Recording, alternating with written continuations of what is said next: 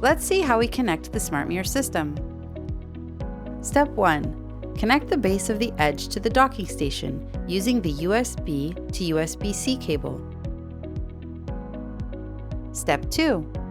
Connect one end of the network cable to the edge and plug the other end into a wall socket. Make sure that you're using a stable internet connection. Step 3.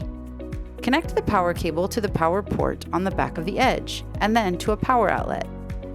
Your system is now connected and should look like this. To turn the edge on and off, briefly press the power button on the front of the edge. Place the streamers in the edge for charging and make sure the docking station lights turn on.